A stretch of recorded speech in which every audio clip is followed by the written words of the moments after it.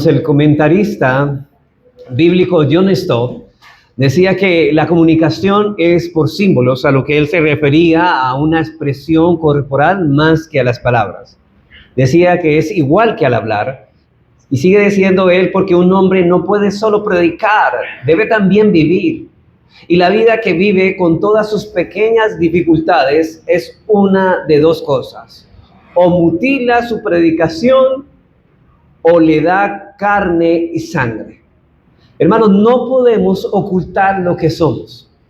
En realidad, lo que somos habla tan claramente de lo que decimos. Cuando estas dos voces se fusionan, es un doble efecto en el mensaje. Pero cuando se contradicen, incluso el testimonio positivo de uno es negado por el otro. Ese era el caso de el hombre a quien Charles Spurgeon describe como un predicador, pero un mal cristiano. Él decía que él predicaba tan bien y vivía tan mal que cuando estaba en el púlpito todos decían que nunca debería o debía salir más, y cuando salía de él, todos ellos declaraban que nunca más debería volver a él. Y era por su testimonio. Predicaba tan hermoso que no querían bajarlo del púlpito, pero cuando estaba en su vida cotidiana, decía: no debe subir este hombre porque no vive una vida cristiana, no vive lo que predica. Y es en este punto que nos presenta Pablo aquí un problema práctico. Se nos dice que los pastores han de ser modelos de perfección cristiana. Ahora hablo en cuanto a la madurez, no a ser perfectos. Ellos deben tener una madurez espiritual, un crecimiento espiritual, como ejemplos a la grey del Señor. Todo liderazgo trata de alcanzar una meta, la influencia. Los líderes tratan de influir en las personas a fin de alcanzar sus objetivos. Y la influencia es el resultado directo de la enseñanza, pero también del ejemplo. Lo que un hombre es, influirá en sus seguidores para que se comprometan totalmente con lo que dice. Quiero repetir esta frase. Lo que un hombre es, influirá en sus seguidores para que se comprometan totalmente con todo lo que dice. Como alguien dijo, la enseñanza coloca los clavos en la mente, pero el ejemplo es el martillo que los clava con profundidad. Colocamos los clavos, hermanos, con nuestra enseñanza, pero clavamos eso en más profundo del corazón cuando vivimos lo que predicamos. Y es precisamente lo que la semana anterior comenzamos a tratar o a exponer, y exponer fueron las cualidades que describen el carácter moral que debe haber en un hombre que ha sido llamado por Dios para ocupar el oficio de pastor en una congregación. Y yo diría que además estas cualidades deben estar también presentes en todo verdadero cristiano, no solamente en los que han sido llamados al ministerio, sino todo cristiano debe examinarse a sí mismo si estas cualidades se están desarrollando en su vida y en su alma.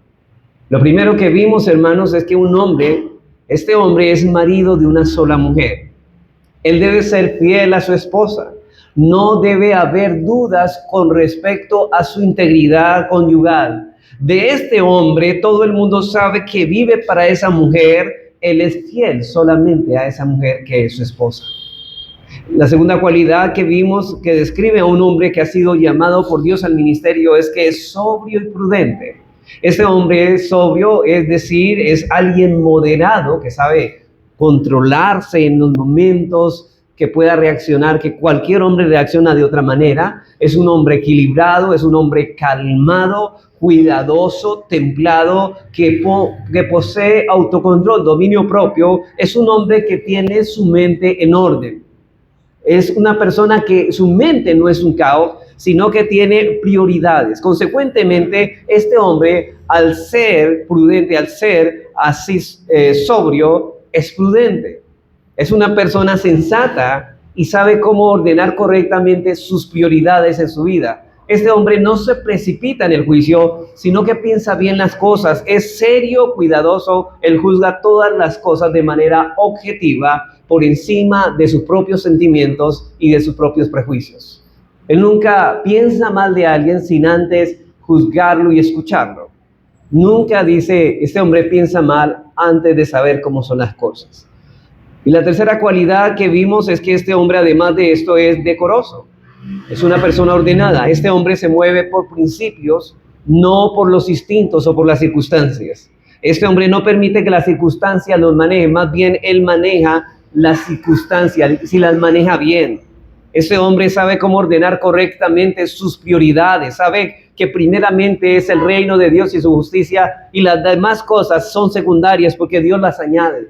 Dios le llama añadiduras, y Él no va a llamar a las añadiduras como algo que es más importante que buscar el reino del Señor.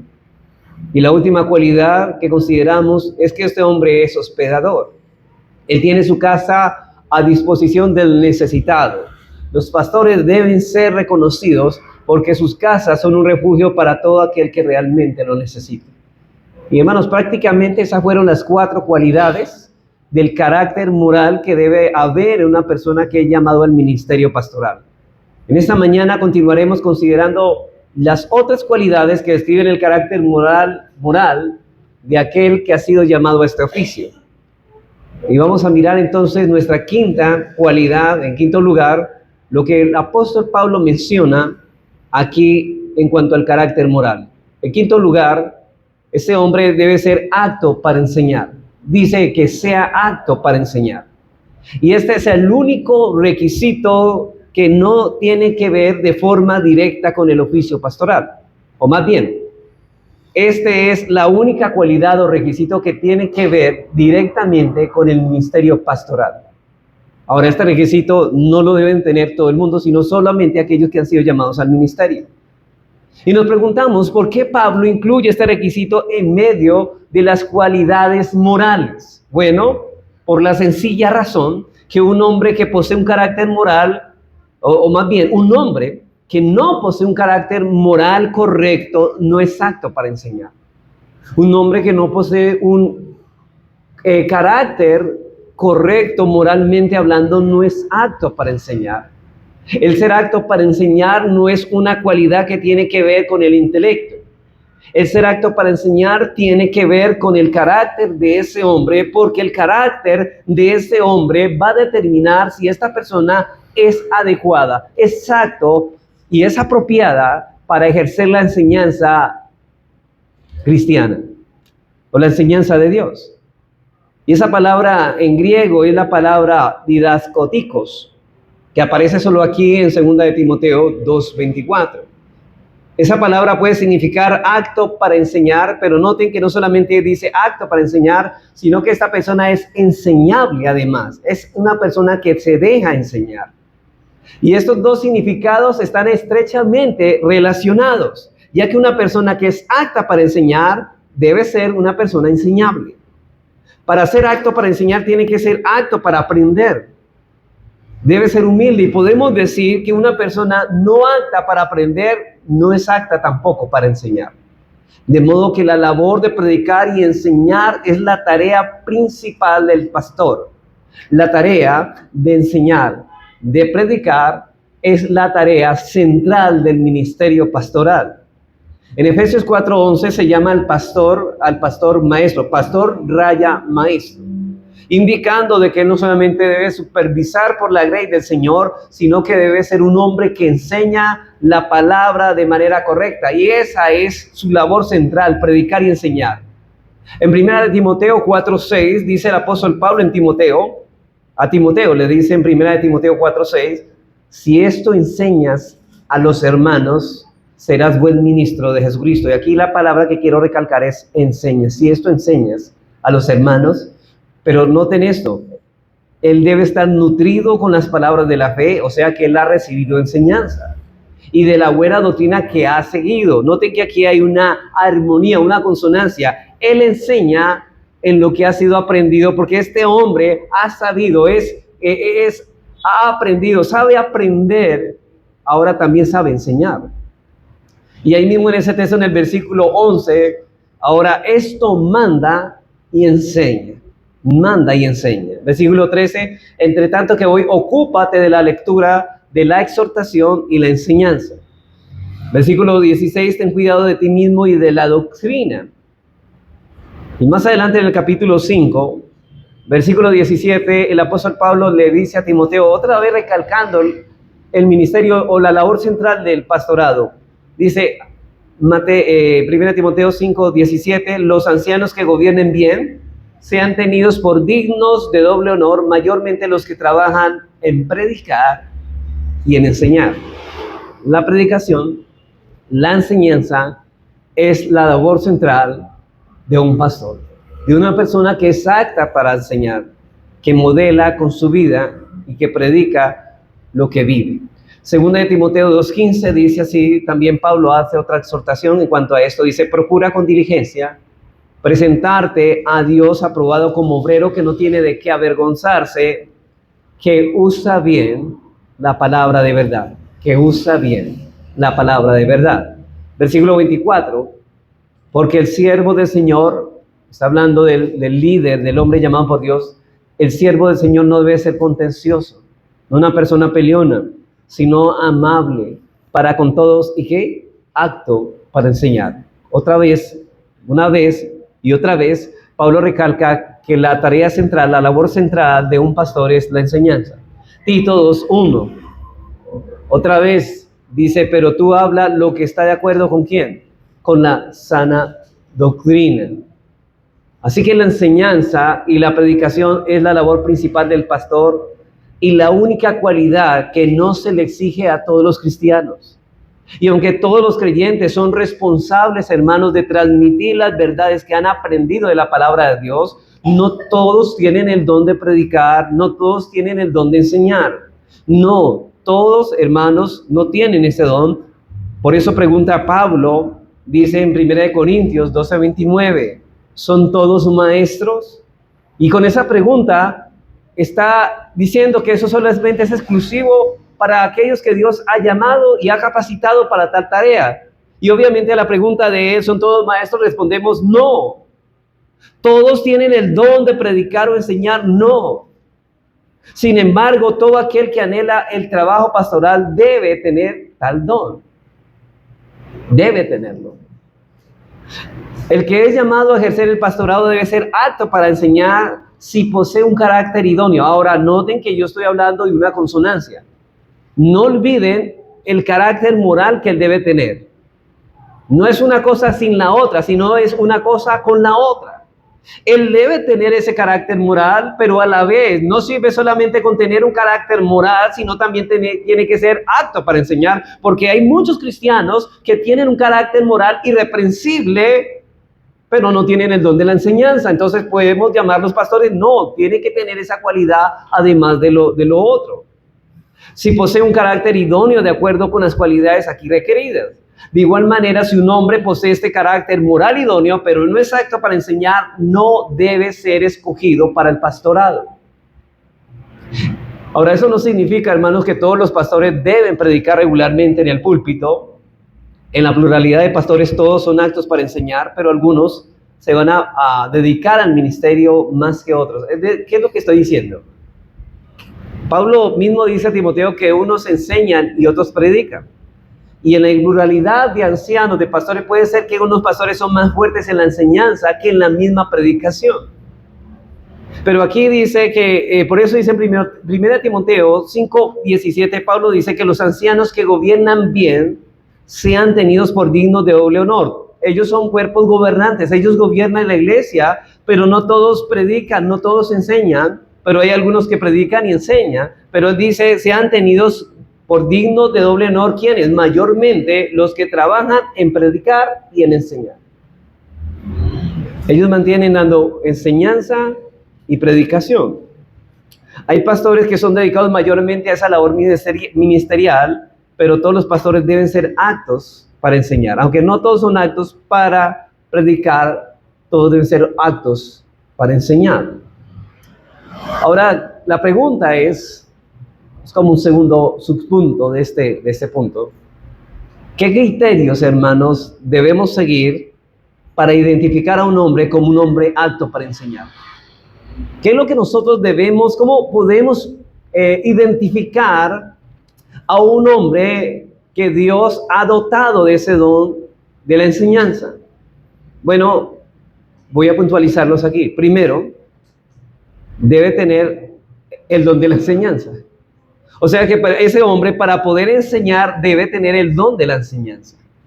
No es la habilidad natural. Ahora yo digo esto porque estamos hablando no del talento de la enseñanza, sino del don de la enseñanza.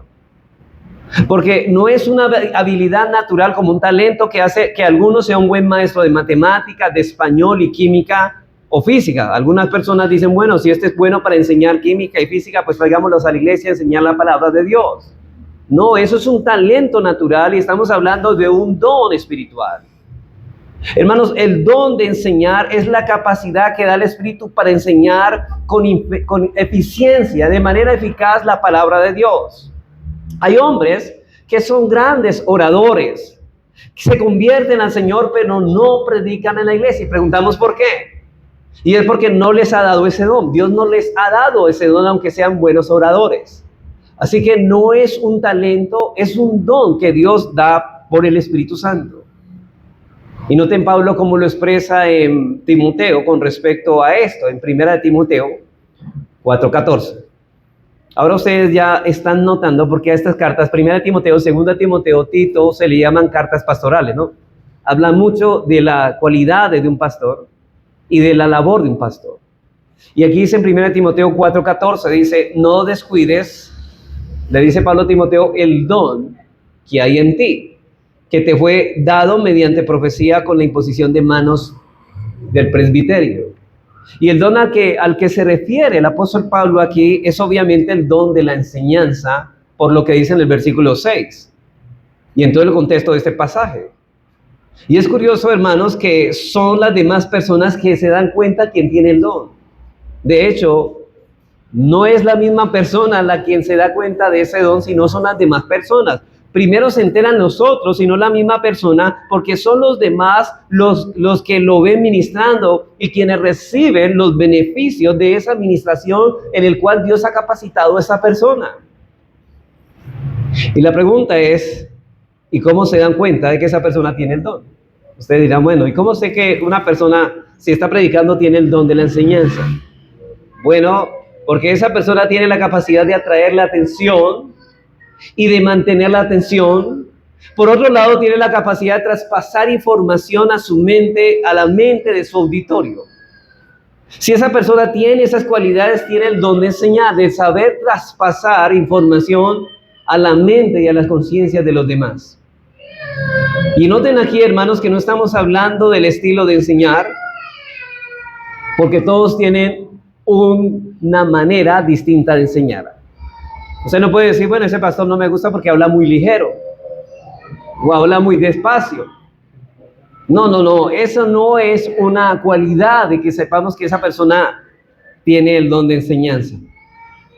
Hermanos, porque todos tienen, y de hecho, hermanos, yo reconozco un error mío, y es que yo hablo muy ligero a veces que la lengua más rápida del oeste, hay que como amarrarla.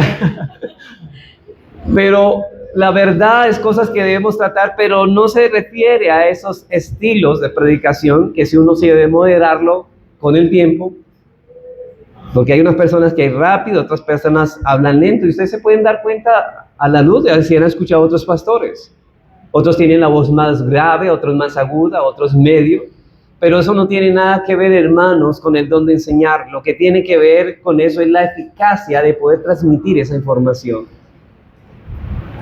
Pero nos preguntamos, bueno, ¿qué es lo que una persona, cómo sabemos que una persona tiene ese don? Bueno, en segundo lugar, una persona que está capacitada para enseñar debe ser un ejemplo.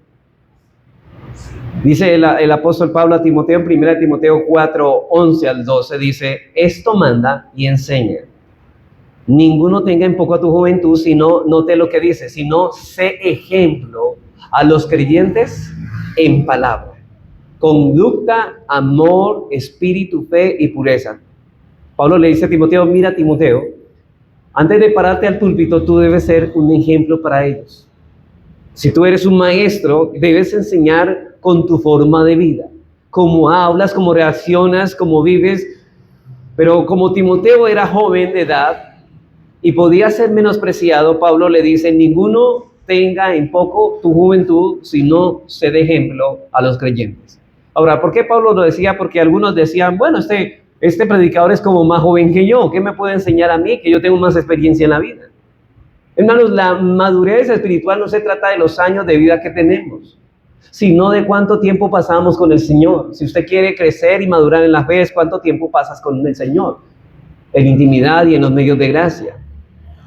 Pero además de eso, ninguno tenga en poco tu juventud por eso, sino sé ejemplo a los creyentes en palabras, conducta, amor, espíritu, fe y pureza. Pablo dice a Timoteo, si eres un ejemplo a los hermanos, no van a mirar tu edad y te van a respetar a pesar de lo joven que eres. Así que para ser apto hay que ser un ejemplo.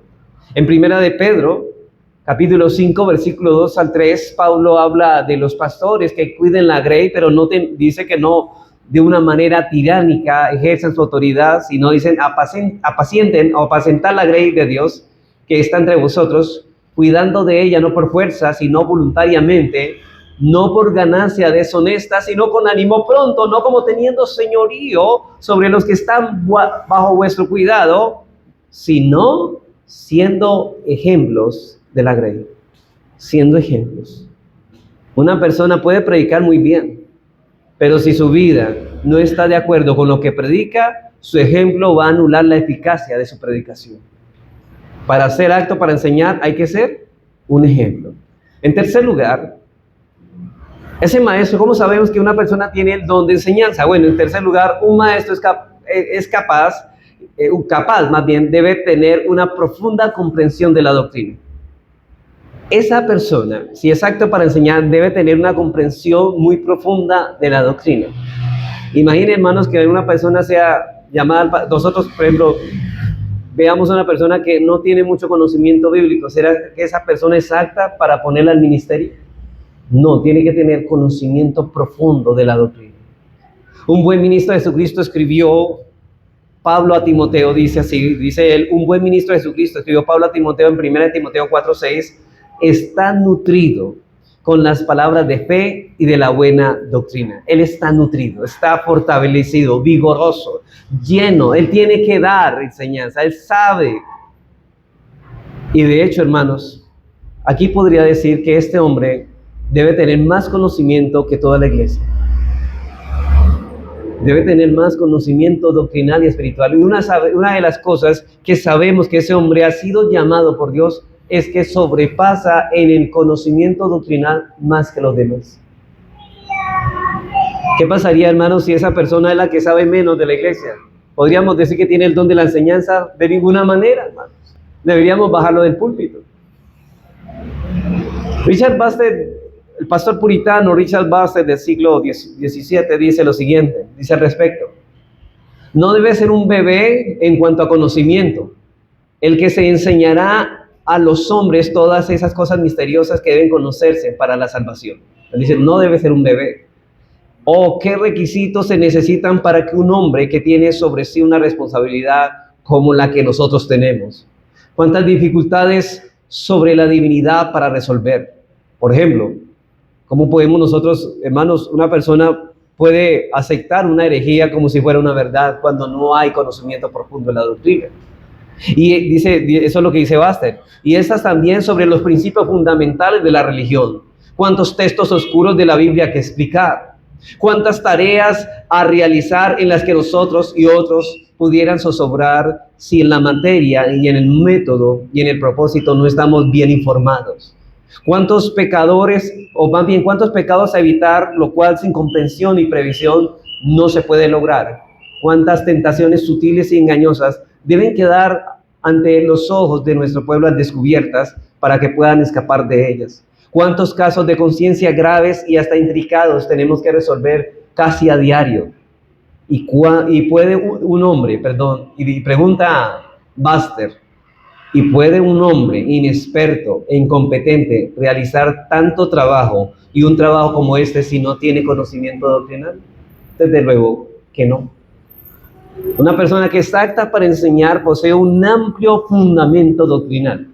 En 2 de Timoteo 1:13 se le dice a Timoteo, retén la forma de las sanas palabras que de mí oíste en la fe, amor que es en Cristo Jesús. Pablo no está de acuerdo con ese tipo de pensamiento moderno que dice, si tú amas al Señor, no importa lo que tú creas.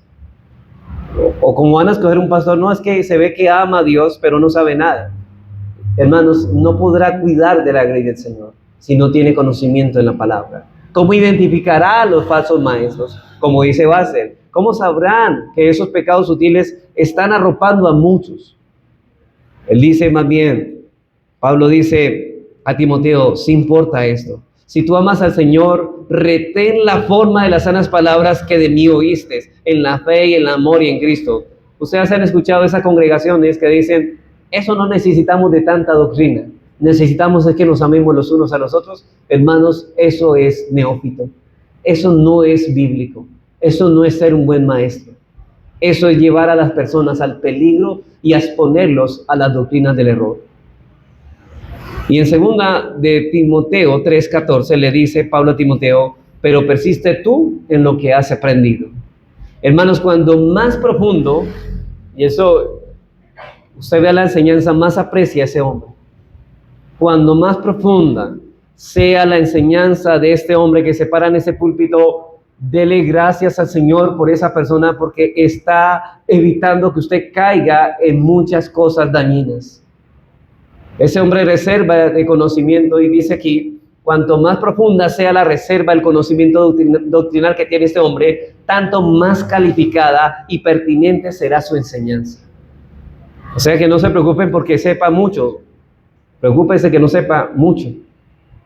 En cuarto lugar, un hombre apto para enseñar debe tener una actitud de humildad. Un hombre que es apto para enseñar debe tener una actitud de humildad. Enseñar, hermanos, la verdad con una actitud arrogante solo servirá para socavar la misma verdad que se enseña. Porque la verdad nos enseña a ser ¿qué? Humildes, y nos enseña a vernos realmente como somos. ¿Quiénes somos nosotros, hermanos? Si nosotros estamos aquí en un púlpito es por la gracia del Señor. No es porque seamos más que los demás, es porque Dios le plació utilizar vasos de barro y así utilizarlos y para glorificarse Él, pero no para que los hombres busquen su propia gloria o busquen su propia fama. Pablo le recordó a Timoteo en segunda de Timoteo 2:25 y 26 de librarse de esta arrogancia y para que así se librara de ello. Dice, porque el siervo del Señor no debe ser contencioso, sino que amable para con todos.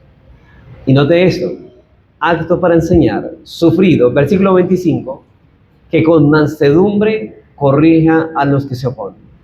Y esa palabra mansedumbre, hermanos, está señalando de que ese hombre no busca defender su reputación, no busca defender su propia persona, sino que busca defender la gloria de Dios por encima de cualquier cosa. Noten que Pablo conecta el ser apto para enseñar con que este hombre posea mansedumbre, amabilidad, paciencia y humildad. Y por cierto, es necesario señalar que Dios no revela su palabra a los soberbios, porque Él mira de lejos ¿a quién? Al altivo, más atiende ¿a quién? Al humilde. Como dice, hermanos, el Salmo 25:14, dice el salmista, en el Salmo 25:14, dice que la comunión íntima de Jehová es con los que le temen, y a ellos hará conocer su pacto, es decir, su palabra, sus planes. Por esta razón es que el que es apto para enseñar posee una actitud humilde. Él sabe quién es. Él sabe que está es por pura gracia de Dios. Sabe que él no merece estar en ese lugar. Simplemente, si él es competente, no es por sí mismo, sino por el Señor, que obra en él y a través de él. En quinto lugar, un hombre apto para enseñar debe ser un estudiante diligente de la Biblia. Un hombre apto para enseñar debe ser un estudiante diligente de la Biblia. Hermanos, si una persona puede hablar muy bonito, pero si usted no lo ve estudiando, que sea una persona que busca leer, capacitarse, querer aprender, esa persona no es apta. Ahora, todos los cristianos somos llamados a crecer en el conocimiento de Dios. Pero este hombre debe ser ejemplo en esto. Acuérdense que estamos hablando de ser ejemplo, modelo. Que ese hombre en los tiempos libres no solamente al Señor lo busque en oración, sino que se haga de buenos libros para prepararse, para estudiar. Y una de las cosas que debemos mirar, este hombre realmente lee, este hombre quiere conocer, tiene buenos libros, se hace buenos libros, crece en el conocimiento de Dios. Pero recuerden, hermanos, es un llamado para todos, pero más para este hombre porque él debe ser modelo de lo que los demás deben de ser. A medida que el hombre de Dios conoce la Escritura, se da cuenta de la gran cantidad de cosas que no conocían. Y es más, hermanos, este hombre tiene una perspectiva más clara de la vida que los demás tienen. Por eso decía Spurgeon, decía que mientras más grande es la luz, más grandes son las tinieblas que la circuncidan o que la secundan. A medida que un hombre avanza en el conocimiento de la Escritura, en esa misma medida se da cuenta de cosas que no sabe. Un hombre que cree saber todo, hermanos, todo lo que tiene que saber, ese hombre está condenado a fracasar en su ministerio. Siempre nosotros conoceremos y nunca veremos que conocemos mucho y que ya conocimos todo. No, nos faltan muchas cosas que profundizar. Pero ese hombre que piensa que lo sabe todo, está condenado a fracasar. Y hermanos, no, ¿a usted no le parece que lo que está transmitiendo cuando una persona no lee, no se prepara, no lee libros, no estudia la Biblia, sabe que está diciendo? Yo ya sé mucho, no necesito de tanto. Es arrogancia, es orgullo. Hermanos, hay personas que rechazan los libros de otras personas. Yo y la Biblia, y suena muy cristiano eso, yo y la Biblia y nada más que la Biblia. Y hermanos, y eso está bien. Pero hermanos, hay principios en la Escritura que no los podemos, no es fácil aplicarlos. Y hay hombres, Dios ha dado dones a la iglesia. Me refiero a hombres que han tenido una inteligencia mayor que la nuestra. Y han sabido, hermanos, explicar en qué forma debemos aplicar esto en la familia, en nuestros matrimonios, en el hogar, en los ámbitos donde el Señor nos ha puesto. Y hermanos, nosotros si somos humildes, digo, yo no lo sé todo, pero estos hombres Dios le ha dado gracia. Voy a leerme este libro de cómo ser un buen esposo. Yo sé que la Biblia habla esto y la Biblia la autoridad, y voy a juzgar este libro a la luz de la Biblia, pero voy a mirar si este hombre si me edifica, lo voy a leer porque yo necesito crecer como esposo, como padre. Pero el orgulloso que dice, yo no necesito de eso, yo no necesito de esto. Un hombre que cree saber todo lo que tiene que saber es un hombre que está condenado a fracasar, no solamente en su vida, en todo, hermanos. Debe ser una persona que tenga disciplina en el estudio de la Escritura, y este hombre es apto para enseñar. Una persona que no es así, no es apto. Y en último lugar, un maestro debe ser capaz de tener valentía y convicciones firmes. Hermanos, hay personas pastores que personas que les pregunta a uno y ellos son moldeables.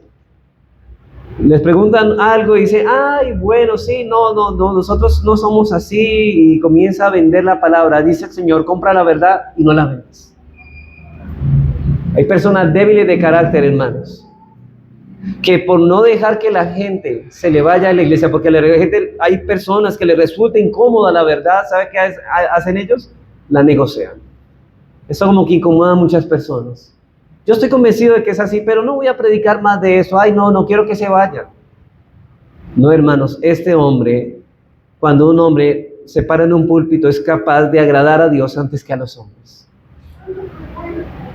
Hermanos, no debemos abandonar la verdad y naufragar en la fe como lo hicieron en este texto, como Pablo señala a Himeneo y Alejandro, que se volvieron a vanas palabrerías. En 1 Timoteo 1:20 dice que al final de su ministerio debe decir como Pablo, en 2 Timoteo 4:7, he peleado la buena batalla, he acabado la carrera, he guardado la fe. ¿Y qué pasó, hermanos? Por Pablo predicar la verdad, muchas veces fue apedreado, a punto de morir muchas veces a manos de judíos. Fue encarcelado en muchas ocasiones. Inclusive casi estaba a punto de morir en algunas ocasiones. Pero él valientemente se paró firme en predicar la verdad. Entonces hemos dicho que el que es llamado por Dios al pastorado debe ser, en su carácter moral, marido de una sola mujer, debe ser sobrio y prudente, debe ser decoroso, debe ser hospedador, debe ser apto para enseñar, y otro requisito para que el que desea ser anciano es que no sea dado al vino. Y yo sé, hermanos, que usted va a decir, bueno, ¿cómo un hombre cristiano va a ser alcohólico? Bueno, esta característica no está relacionada con el hecho de emborracharse solamente. Es obvio que alguien dado a la embriaguez, en ninguna parte lo van a aceptar en una membresía de la iglesia, y mucho menos al pastorado. Pero un anciano no es dado al vino, es un hombre que no tiene fama de bebedor. No frecuenta los bares ni participa de cenas asociadas con la bebida. La Biblia señala las trágicas consecuencias, hermanos, cuando los pastores son borrachos. Por ejemplo, ¿qué pasó en Isaías, en el Antiguo Testamento, cuando los hombres, los líderes, los guías espirituales se embriagaron? Dejaron la ley y la justicia. Dice en Isaías 28:7, pero también estos se erraron con el vino y con sidras se entontecieron. Y ese era el licor de ese tiempo. Bueno, hay otros licores en el día de hoy. Pero dice que el sacerdote y el profeta erraron con sidra y fueron trastornados por el vino. Se aturdieron con la sidra, erraron la visión, tropezaron el juicio. Podríamos decir que el vino es como el aguardiente y la sidra como la cerveza. Esos hombres olvidaron el juicio por entregarse a la bebida. En Isaías 56:9-12 dice también otro terrible juicio que señala contra estos hombres. Dice, todas las bestias del campo, todas las fieras del bosque, venid a devorar. Sus atalayas son ciegos, todos ellos ignorantes, todos ellos perros mudos. No pueden ladrar, son soñolientos, echados, aman el dormir. Esas personas aman el dormir. Y esos perros comilones son insaciables.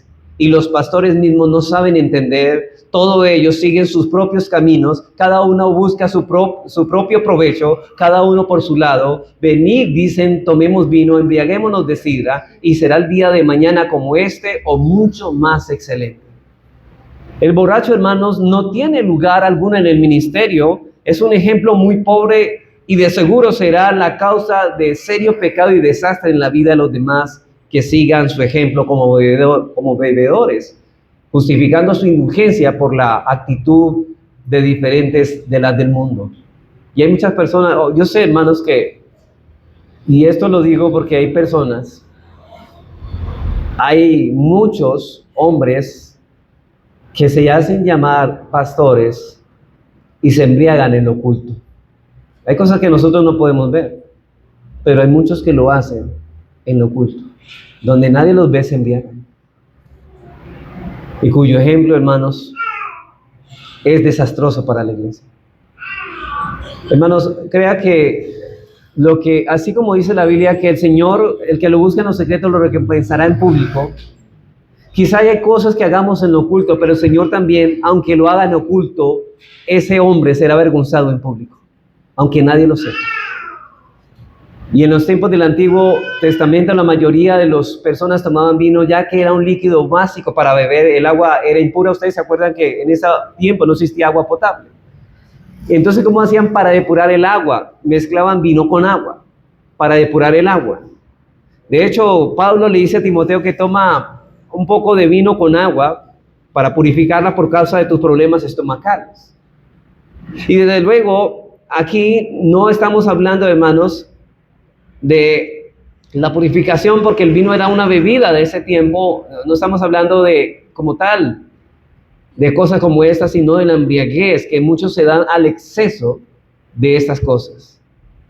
Y desde luego, hermanos, que el que no practica el autocontrol no tiene derecho a un lugar en el pastorado, en estas cosas.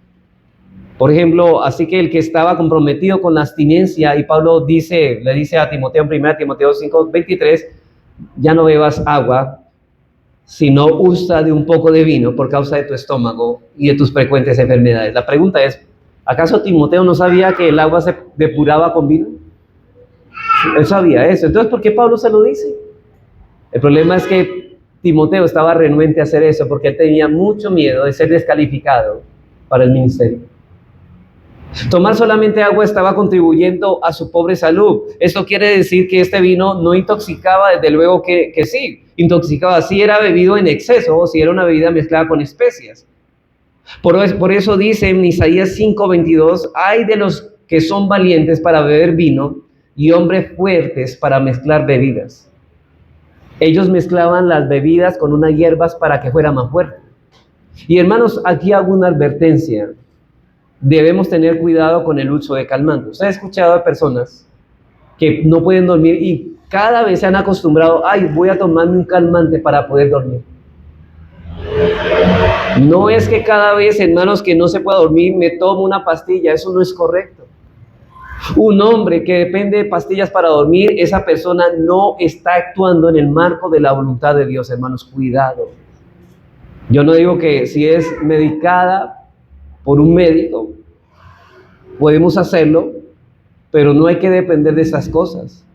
Hay algo que lo está inquietando a esa persona y que no le está permitiendo vivir tranquilo, hermanos. ¿Cuál es el problema de la falta de tranquilidad? Es un problema espiritual. Y a menos que esté siendo medicado por un médico, esto debe hacerse, y esto lo que digo es porque algunas personas que por cualquier cosa toman una pastilla para dormir. Y tengan, hermanos, mucho cuidado porque esto puede crear dependencia de por vida, que de hecho eso es pecaminoso y esto muestra la falta de dependencia de Dios. Hermanos, cada vez que estamos turbados, ¿cuál es la ordenanza que el Señor dice cuando estamos turbados en nuestro corazón? ¿Qué hacían el salmista cuando decía que el alma está turbada? ¿O por qué te turbas, oh alma mía? En la oración. ¿Está alguno afligido? Haga oración. Hay algo que me está turbando, alguna intranquilidad o una falta de perspectiva clara de la vida. Aquí el pastor no debe ser una persona albina, una persona así no está cualificada, hermanos, para administrar los misterios de una forma sabia. En Proverbios 31, 4 al 5 le dice la madre a Lemuel, y también le dice, yo creo que a los pastores, no es a los reyes ni a los pastores, o Lemuel, no es a los reyes beber vino, ni a los príncipes beber sidra, no sea que bebiendo olviden la ley y perviertan el derecho de todos los afligidos. Ustedes recuerdan, hermanos, en 1 Corintios 11, que Pablo dice que cuando ustedes se reúnen para lo peor, le dice a los cristianos de la iglesia de Corinto. ¿Y sabe por qué lo hacían? Porque cuando tenían un agape antes de la cena del Señor, ¿sabe qué? Tomaban vino y muchos se embriagaban. Y los juzgan que están tomando la cena del Señor indignamente de esa manera. Así que el hombre de Dios no debe ser dado al vino. Séptimo requisito. Aquel que ha sido el llamado al pastorado no debe ser pendenciero. Significa literalmente un hombre peleón, que por todo busca pelea. Una persona contenciosa. Un líder de la iglesia, hermanos, no debe ser una persona que reacciona a las dificultades con violencia. Hay personas que gritan a otras. Hermanos, ¿usted cree que eso es ser una persona amable? No, es una persona pendenciera. Esa persona posee un temperamento belicoso. Esas personas, como no hay pleito, ellos lo crean. Ellos les gusta vivir en ese contexto.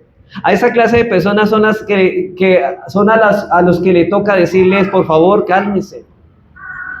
¿Usted ha escuchado a esas personas que, por favor, ya no es para tanto? ¿Ustedes creen que esas personas pueden ser llamadas al pastorado, hermanos? Estas personas son las que arman una tormenta, como dice alguien en vaso de agua. Si una persona tiene un problema con todo el mundo, hermanos, hay algo que están dando mal en esa persona. El pastor no debe ser pendenciero. Cuando un miembro de la congregación posee este horrible temperamento, es un grave pecado. Pero cuando es el pastor que tiene este temperamento, esto es un desastre y esto es una verdadera desgracia. Ahora, hay momentos en que los pastores deben corregir duramente a un hermano o a una hermana de la congregación. Como dice Pablo en Tito, le dice a Tito 1:13, repréndelos duramente. Y hay ocasiones en que los pastores deben reprender duramente a la congregación, hermanos. Pero no con el ánimo de ser contencioso. Y esto debe hacerse cuando todos los medios de persuasión han fallado y deben mantenerse de tal forma que no se convierta en un conflicto personal. Que el pastor se la agarró contra usted. No. Es un tema de corrección. Y debe manejarse de tal forma que no se convierta en esto. Y el creyente amonestado debe enfrentarse con la palabra, no con el pastor, porque hay muchas personas que se le exhorta y la toman es contra el pastor. Pero la firmeza de carácter no tiene nada que ver con la rudeza o con la actitud pendenciera. Dice Pablo, el siervo de Dios no debe ser contencioso. En lugar de ser pendenciero, debe ser amable. Esta palabra amable describe a la persona que es considerada cordial, paciente, cortés, que perdona fácilmente las faltas. Esa persona recuerda lo bueno, no tanto lo malo. Mire, nosotros en la naturaleza humana, ¿qué es lo que más recordamos de otra persona? ¿Lo malo o lo bueno?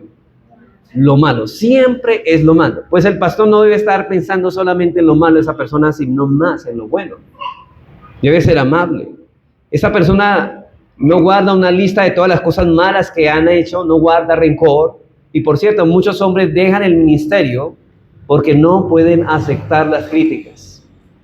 Un líder, cuando se agravia, no debe pensar en la venganza.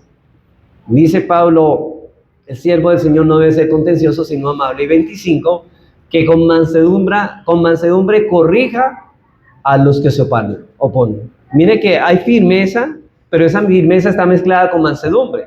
Y reitero, la mansedumbre no tiene nada que ver con la firmeza de carácter, es decir, más bien, esa mansedumbre no elimina más bien la firmeza de carácter. ¿Debemos ser firmes? Sí, pero con mansedumbre. Dice la Escritura, hermanos, y esto es un ejemplo tremendo. Moisés era el hombre más manso sobre la tierra, ¿se acuerdan?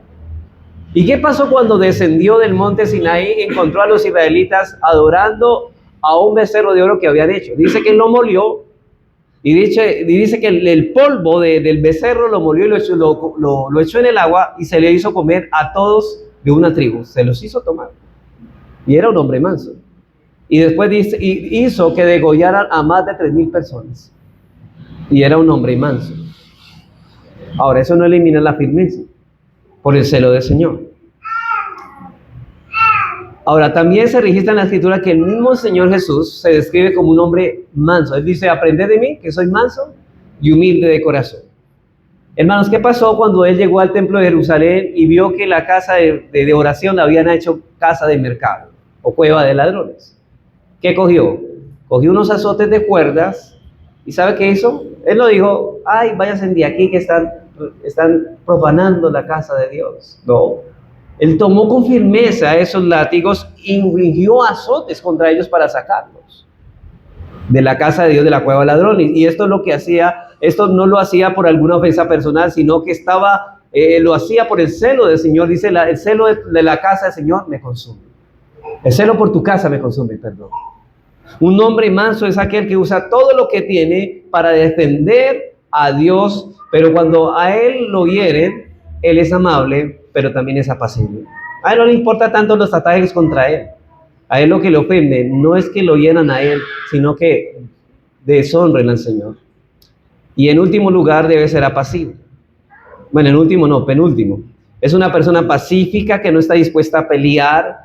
Esa persona es lo contrario, una persona iracunda. ¿Usted ha visto esas personas que se iran rápidamente con cualquier cosa, se iran fácilmente? Esa persona no puede ejercer el pastorado, hermanos. Una persona que cualquier cosa sobresalta un momento. Esa persona es lo contrario a ser iracundo. Pero esta no es la persona que está dispuesta a negociar la verdad con tal de no ofender a otro. Él no va a vender la verdad con tal. Si él está ofendiendo algo, sí, él no lo está ofendiendo por las cosas como las dice, sino por lo que dice. Y nosotros sí, hermanos, cuidémonos de ofender a las personas por las cosas como las decimos, pero si los ofendemos por las cosas que decimos conforme a la palabra, que se ofendan. No debemos negociar la verdad. Y más bien aquí la idea es que uno que es condescendiente con respecto a sus propios derechos, y aun cuando tiene que defender la verdad, lo hace de tal manera que no ofende en lo personal. Así que el pastor es aquel que está dispuesto no a contender, sino que evita toda clase de situaciones que lo lleven a una discusión inútil. Si, por ejemplo, hay muchas personas que vienen de otras religiones, y a decir esto así, usted se torna el ambiente contencioso, que debe hacer el pastor, o la persona, o sea, un cristiano, debe huir de estas cosas. Dice en 1 Timoteo 6, 3 al 5, si alguno enseña otra cosa y no se conforma a las sanas palabras de nuestro Señor Jesucristo y a la doctrina que es conforme a la piedad, está envanecido, nada sabe, y delira acerca de cuestiones y contiendas de palabras, de las cuales nacen envidias, pleitos, blasfemias, malas sospechas, disputas necias de hombres corruptos de entendimiento que toman la piedad como fuente de ganancia. Dice cuál, y el consejo de Pablo es, apártate de los tales. El pastor debe evitar caer en pleitos. Hablando del obrero aprobado, Pablo dice a Timoteo, en 2 de Timoteo 2:14, recuérdales esto, exhortándoles delante del Señor que no contiendan sobre palabras, lo cual para nada aprovecha, sino que es para perdición de los oyentes. Mas evita profanas y vanas palabrerías, porque conducirán más y más a la impiedad. Hermanos, si usted le está predicando o anunciando el evangelio a alguien y usted entra en pelea, mejor va a servir más de tropiezo que de ayuda para que esa persona se arrepienta. El pastor no es un buscapleitos, es una persona que con toda firmeza de carácter busca defender la santidad de Dios, pero él no está defendiendo sus propios derechos. Y la última cualidad, hermanos, que Pablo señala aquí del carácter moral del pastor es que no debe ser avaro, o ahí es codicioso de ganancias deshonestas, ni avaro ni codicioso de ganancias deshonestas. Hermanos, en nuestro tiempo estamos viviendo un peligro. Muchos quieren ser pastores porque les ha parecido un buen negocio, como utilizan la palabra. Han hecho de la casa de Dios una cueva de ladrones. El pastor no debe ser codicioso de ganancias deshonestas, no debe ser avaro. Esta cualidad nos habla de una persona que no es amante al dinero. No solo evita las ganancias deshonestas, sino que también debe ser una persona que no tiene como meta el hacerse los bienes materiales o terrenales, aún sean tenidos honestamente. Este no es su objetivo, esto no es lo que él está buscando. Hay personas que se meten al ministerio porque ven que los demás tienen un montón de dinero, hermanos, cuidado. Ni siquiera eso es servirle al Señor, es un alma codiciosa de cosas que hacen daño. Y esta cualidad debe estar también en todo creyente. Estar contento con lo que tenemos. Pablo dice en 1 Timoteo 6, 9 al 10. Hermanos, ¿es pecado querer ser rico? Sí, es pecado querer ser rico. Y voy a mostrarles esto. Dice, porque los que quieren, los que desean, los que anhelan enriquecerse caen en tentación y lazo y en muchas codicias necias y dañosas que hunden a los hombres en destrucción y perdición.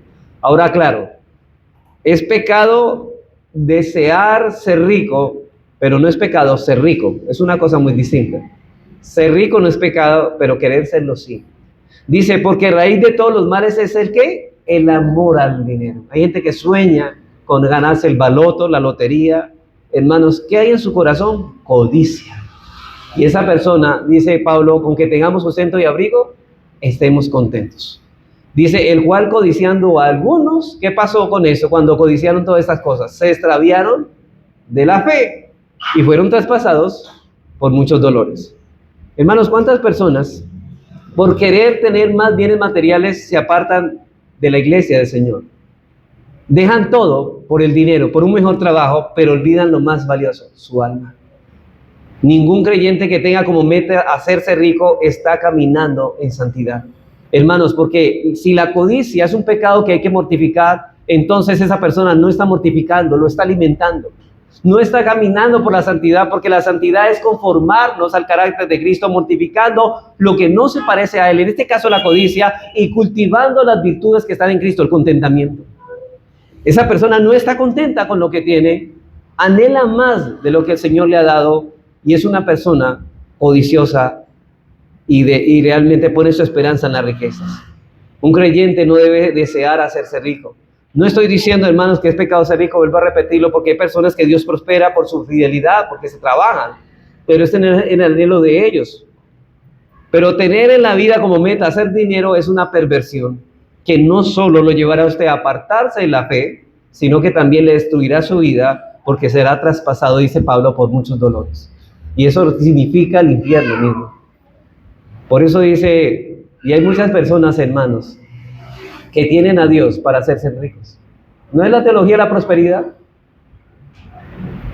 Por eso dice Pablo que el que quiera hacerse rico no solo cae en tentación y lazo, sino en muchas codicias necias y dañosas. Y aquí la palabra necia significa tontería. Dios no permitirá que lo disfruten. Hermano, ¿sabe cuál es el castigo de los hombres que buscan estas cosas? Dios permite que se enriquezcan y que tengan muchos abundancia de bienes, pero Dios se encargará de hacerle la vida miserable para que no disfruten de esas cosas. Si usted sacrifica a Dios por hacerse rico, Él va a hacer que su vida sea un martirio. Y no lo hace para que usted se arrepienta y lo hace más bien para eso, para que se arrepiente y vuelva a Él. Y dice Pablo, esta codicia es dañosa porque destruye al hombre o destruye lo mejor que el hombre puede tener, su alma. Hermanos, la prosperidad no obtenida por bendición de Dios, sino por astucia, destruye al hombre, él destruye lo mejor del hombre y lo más noble que ese hombre puede tener. Por eso el pastor no puede ser así. Es una perversa corrupción del ministerio estar por el dinero. Por cierto, hermanos, el amor al dinero es lo que está en el centro de los falsos maestros y en muchas iglesias hoy. Como está ocurriendo en nuestra época, que viven millonarios. Hoy pastores son dueños de cuántas casas y de cuántos carros. Compran finca acá, compran casa acá y ya toda la cuadra de ellos. ¿A qué se metieron en esto? Este hombre no está calificado para el ministerio. Como está ocurriendo en esto, hermanos, época que viven millonarios. Los telepredicadores viven en mansiones, conducen carros costosísimos, tienen aviones privados. Y hermanos, esto definitivamente no corresponde con el mensaje del evangelio que predican ellos. Y han traído deshonra a la iglesia y ha hecho que la palabra de Dios esté siendo blasfemada en estos momentos. Pablo dice que en estos hombres han tomado la piedad como fuente de ganancia. Y Pedro dice de estos, por avaricia de mercadería, harán mercadería vosotros con palabras fingidas. Judas dice también que ellos andan conforme a sus propios deseos, cuya boca habla cosas infladas, adulando, note eso, adulando a las personas, ¿para qué? Para sacar provecho. Les hablan lo que usted quiere escuchar, para que ellos tengan usted les dé lo que ellos quieren tener. Por eso hablan de pactos y todas estas cosas de dinero, y por eso, ay, tan bonito que predican acá, y cómo no le voy a dar mi plata si me predicó lo que yo quería que me predicara. Esos son los maestros del error. Judas dice, adulando a las personas para sacar provecho. Y a esas personas ahí dice, a esos sí me aman. Pero una persona que le habla la verdad hiere, dirá, no, ese pastor es muy duro.